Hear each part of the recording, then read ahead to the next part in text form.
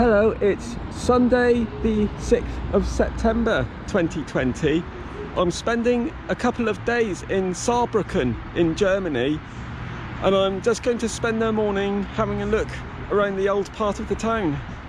I'm just crossing the River Saar over to the castle. I think they call it a Schloss in Germany.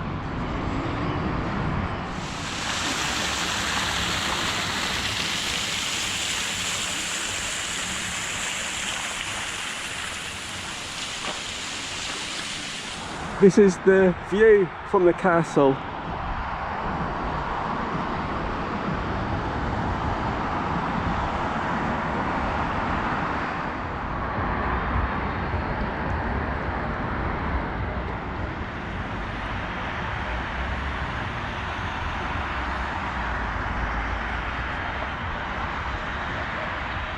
And adjacent to the castle, this is Castle Square. And just on the other side is the old town hall, or the Alt Rathofs, and that was built in 1750.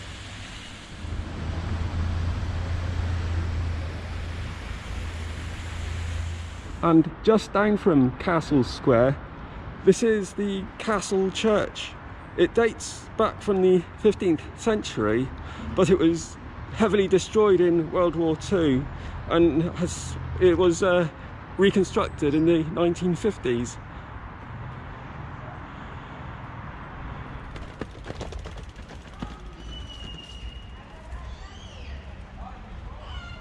I've just arrived in Ludwigsplatz, and this is Ludwig's church. This was a Baroque designed church, and it was completed in 1775.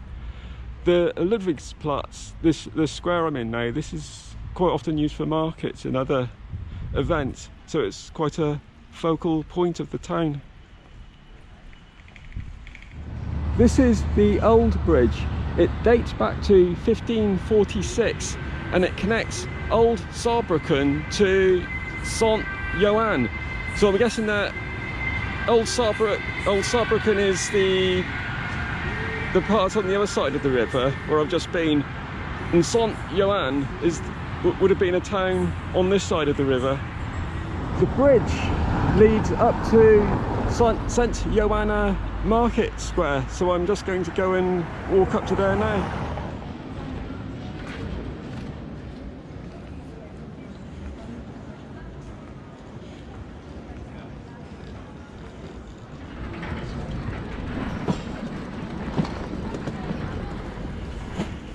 This is St. Johann Town Hall. This is the main town hall of Saarbrücken. It was built between 1897 and 1900, and it was built in the neo-Gothic design.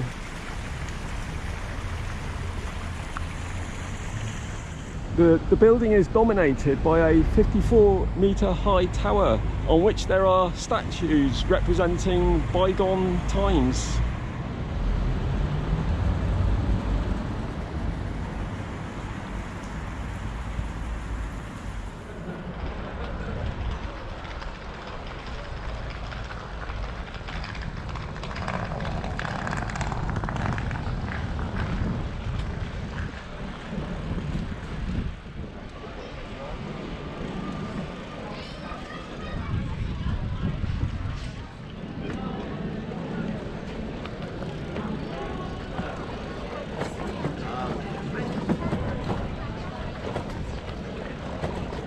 Monday the 7th of September.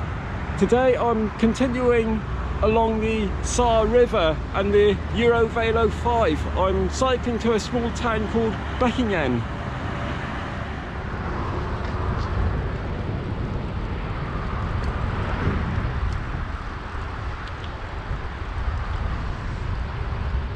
So according to Wikipedia, the River Saar is a river that flows through northeastern France and western Germany, and it is a right tributary of the Moselle.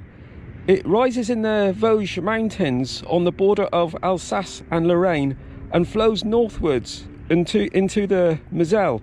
It has two head streams, the Saar Rouge and the Saar Blanche, that both start near Mont Donnon, the highest peak of the northern Vosges. After 246 kilometers or 153 miles, the Saar flows into the Moselle near the Luxembourg border in Germany.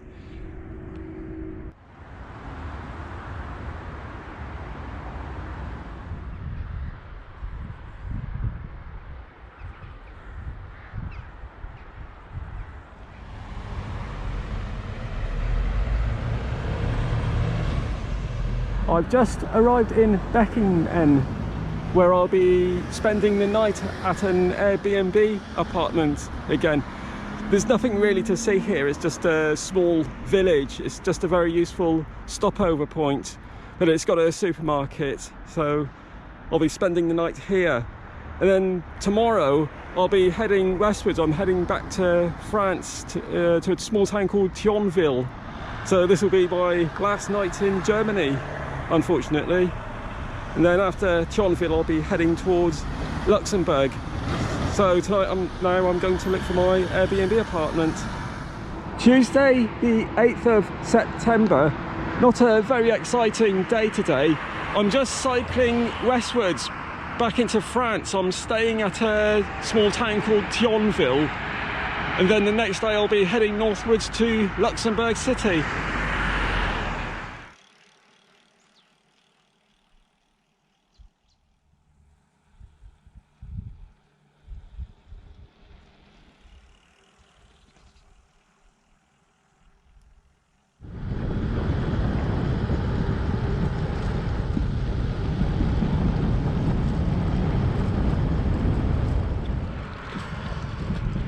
Back in France again.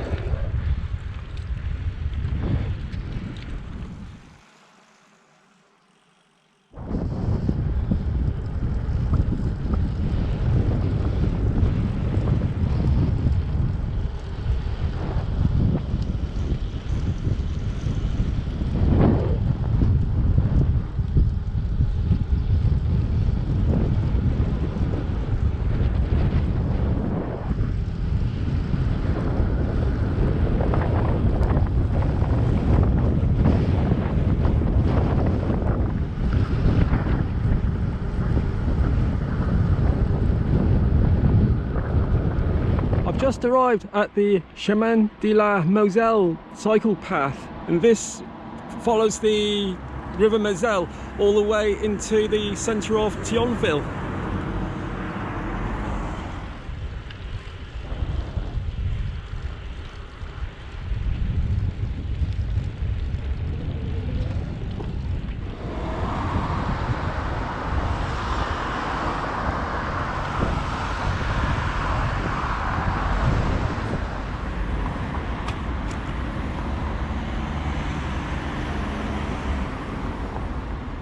Just arrived in Thionville, where I'm staying in an Airbnb room tonight. It's not too much really to see here. There's some nice buildings, but it's not really a touristy town. It's a very useful stopover point. So I'm just going to have a quick look in the town centre and then look for my Airbnb room.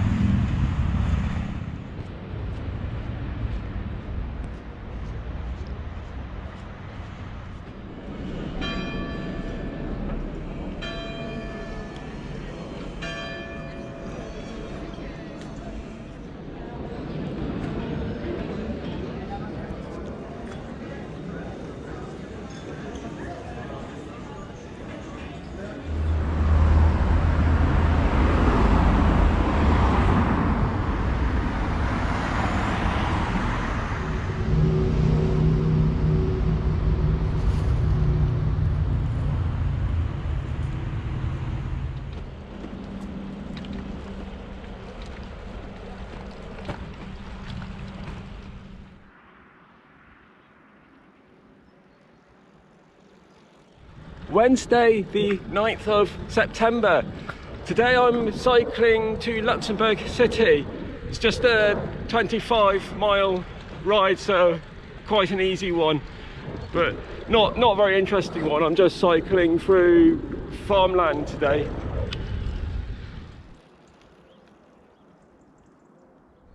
So Luxembourg, of course, is quite a small country. I think it's about 1,000 square miles altogether, and the population is about 620,000. But it is one of the most prosperous countries in the world. The GDP per citizen is one of the highest. And it's a Grand Duchy, and it's actually the only Grand Duchy left in Europe now. And a Grand Duchy is when the head of state is a Grand Duke or a Grand Duchess. And I think the current head of state is Grand Duke Henri. And in the 19th century there were several Grand Duchies in Europe, but now Luxembourg is the last remaining one. I'm just leaving a small village called Agen or Argon, and this is the road which goes into Luxembourg. In fact, after a couple hundred meters, it actually becomes the border between Luxembourg and France, because Luxembourg will be on the left-hand side of the road and France will be on the right until I go directly into Luxembourg.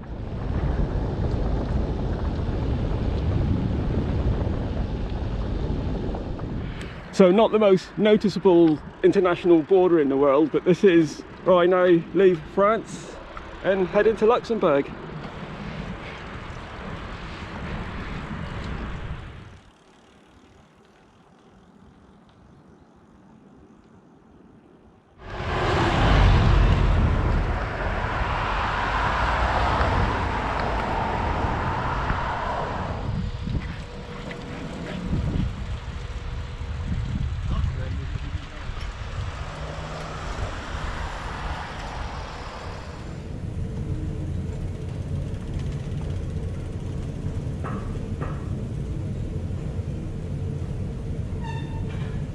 Just arrived in the centre of Luxembourg.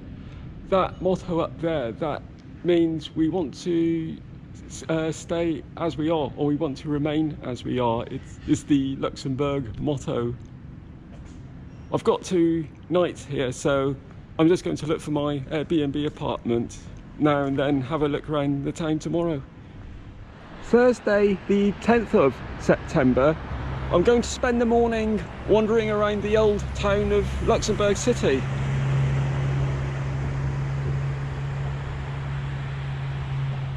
I'm at the Bock Cliff in the old part of Luxembourg, and this is where the original castle of Luxembourg was built in the 1st century AD.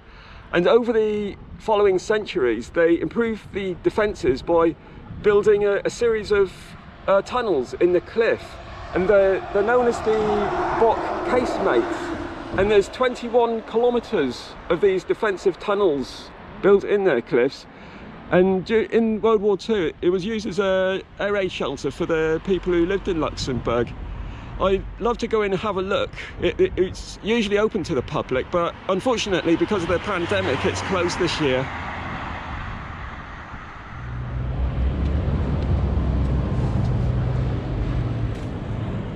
This is St. Michael's Church in Luxembourg. It was the oldest church in the town. There was a church built here in 987 AD, but it's been damaged and destroyed over the centuries. And this current one dates back to 1688.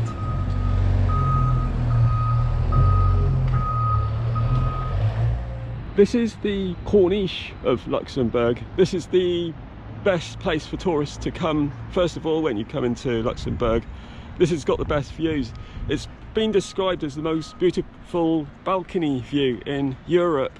Unfortunately it's a bit cloudy today, so I guess it doesn't look as nice as when it does when it's really sunny.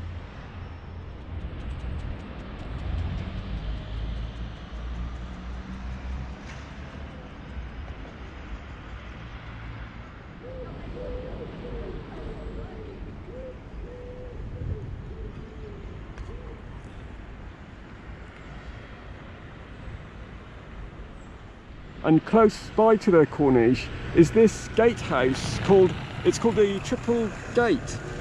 The centre tower of the gatehouse dates back to around 1200, and the two towers on the left and right were constructed during the 14th century.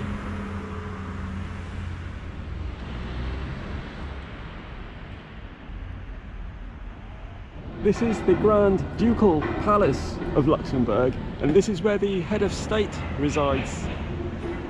The palace dates back to the 16th century and has a range of styles, including the Romantic design and medieval and Gothic designs.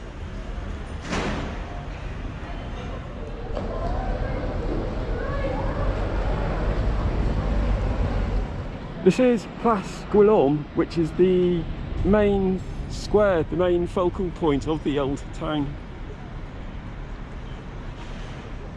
The square is named after William II, who was the King of Holland and the Grand Duke of Luxembourg. There is a statue of King William over there, but unfortunately it's a building site at the moment. And this is the Hotel de Ville in the square.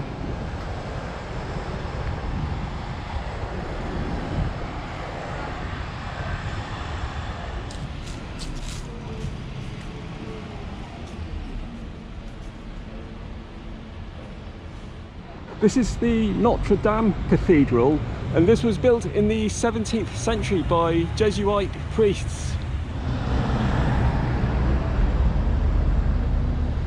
And not far from the cathedral is the Gala Fra, the Golden Lady. And this is a war memorial that was built in 1923 to remember the Luxembourg soldiers who fought in World War I.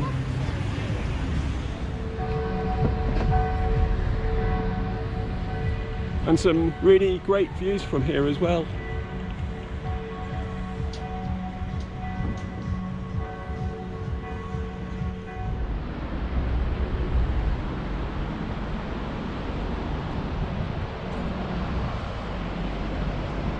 Now this is an interesting stone. It has a connection to the next two towns I'm visiting, which are Arlon and Baston. It's a stone which marks a route known as La Voie de la Liberté, or the Liberty route. And the route is the route that the Allies took in 1944 from D-Day at Normandy all the way to Baston. I think it specifically follows the route that General Patton's Third Army took. And so when I go to Arlon tomorrow, I hope to find one there, and then the next one will be at Baston. So now it's time to head back to my Airbnb apartment and get ready for my little cycle ride to Arlon tomorrow.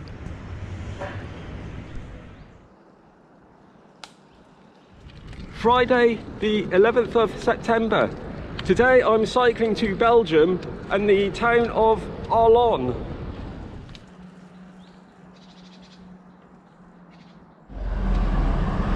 Ah, excellent, I've found one. So I'm on the Liberty route. When they put these stones in, they put a marker stone in every kilometre along the route. There's a total of 1,146 marker stones. I think the first one is in Saint-Mère-Église in Normandy, and the very last one is in Baston. Now unfortunately nowadays, the actual Liberty route, it's all very busy roads, so it's not really cycling country, but I hope to find a couple more on the way to Arlon.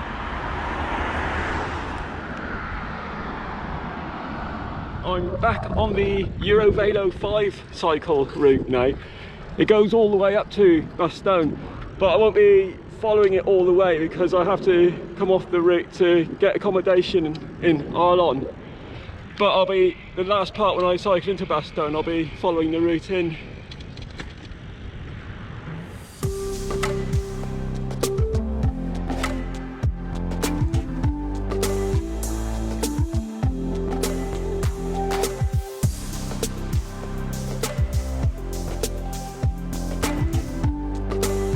I'm just coming up to the border now with Belgium. So this is where I leave Luxembourg and cycle into Belgium now, where I'll be spending the next couple of weeks.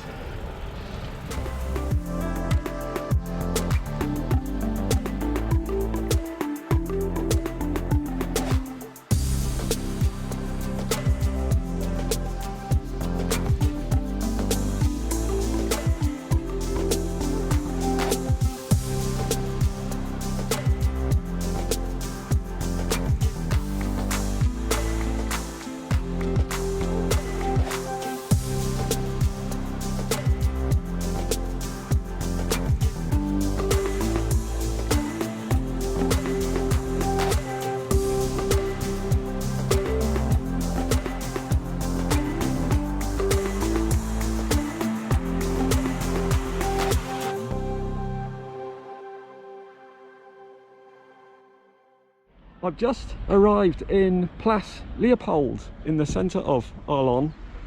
This is a US M10 tank destroyer, and this place marks the spot where on the 10th of September 1944 the town was liberated by the US Third Army, and this place is where the first tanks came into the town, and they were greeted by the citizens.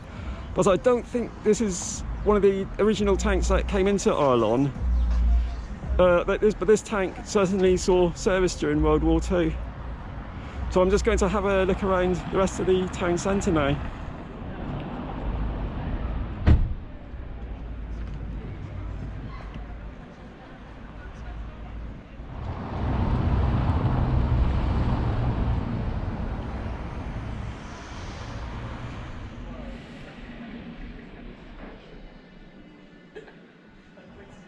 Well, I think I've got enough footage now to get another video online tonight, so I'm going to upload this video when I get to the Airbnb and start on my next video tomorrow. So thank you very much for watching the video, and I hope to upload another one soon. Bye!